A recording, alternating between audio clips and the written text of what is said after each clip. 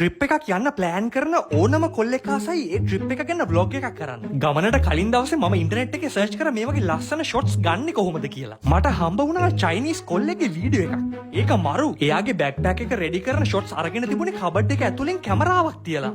පට්ට ආටිස්ටික් ගැහැක් නේ. මට පිස්සු හැදුනේ නැති විතරයි. ඊළඟ ෂොට්ස් ටික අරගෙන තිබුණේ එයාගේ කැමරාව බෑග් එක ඇතුලට දාලා බඩු පුරවන විදියට.